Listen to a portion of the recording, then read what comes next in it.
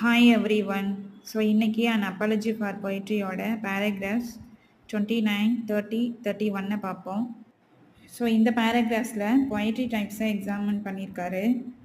பொயட்ரியில் வேர்ச்சுஸை teach பண்ணுற நிறைய விஷயம் இருக்குது அப்படின்னு சொல்லியிருக்காரு. தென் ஒவ்வொரு கைண்ட் ஆஃப் பொயட்ரிக்கும் மெரிட்ஸ் அண்ட் டிமெரிட்ஸ் இருக்குன்னு சொல்கிறாரு. முதல்ல சம்டைம்ஸ் டூ poetic ஃபார்ம்ஸை கம்பைன் பண்ணுறாங்கன்னு சொல்கிறாரு. ஃபார் எக்ஸாம்பிள் ட்ராஜடி காமெடியை ஒன்றா சேர்த்து ட்ராஜி காமெடி அப்படிங்கிறது வருது. தென் ஹீராயிக்கையும் பாஸ்டரல் போய்ட்ரியும் ஒன்றா சேர்க்குறாங்க. தென் சன்னசாரோ, தென் போய்டியஸ், அந்த ரைட்டர்ஸ்லாம் இவங்களாம் வந்து ரோமன் ஃபிலாசபர்ஸ். இவங்க ப்ரோஸையும் வெர்ஸையும் ஒன்றா சேர்த்து எழுதியிருக்காங்க. வேரியஸ் கைண்ட்ஸ் ஆஃப் பொய்ட்ரியில் பாஸ்டரல் பொய்ட்ரியை பற்றி சொல்கிறாரு.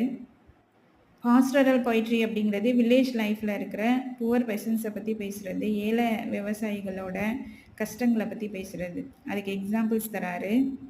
மெலிபோயஸ் வேர்ஜில் எழுதின ஈகோலாக்ஸ் அப்படிங்கிற ஒரு வாக்கில் வர கேரக்டர்.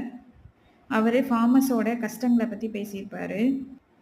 அடுத்து டிட்டி ரைஸ், இவரும் அதே ஒர்க்கில் வர கேரக்டர். இவர் சகிப்புத்தன்மையோட இம்பார்ட்டன்ஸ் பற்றி பேசியிருப்பார். தென் வாரில் ஜெயிக்கிறது ஒரு அற்பமான விஷயம்னு சொல்கிறாரு.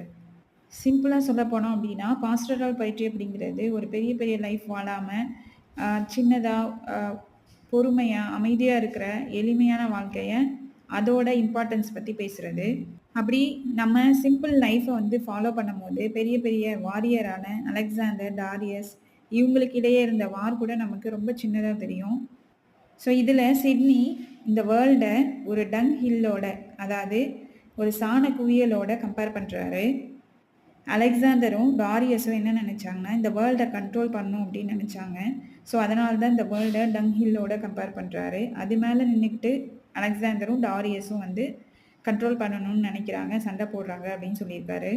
இங்கே ஏன் வந்து வேர்ல்டை டங் ஹில்லோட கம்பேர் பண்ணியிருக்காங்கன்னா அலெக்சாண்டர், டாரியஸ் மட்டும் இல்லை, பெரிய பெரிய வாரியர்ஸ் என்ன பண்ணாங்க அப்படின்னா ஸோ இந்த வேர்ல்டை வந்து கண்ட்ரோல் பண்ணணும்னு நினச்சாங்க. ஸோ அது வந்து ஒரு ஸ்மால் திங் அப்படின்னு நினச்சி தான் இவர் வந்து கம்பேர் பண்ணியிருக்காரு. அடுத்து இங்கே எலிஜியை பற்றி பேசுகிறாரு. ஸோ எலிஜி அப்படிங்கிறது ஒருத்தவங்க இறந்து போனாலோ இல்லை ஒரு பெரிய லாஸோ இல்லை வந்து துக்கம் ஏற்படும் போது எழுதுகிற ஒரு சாங்.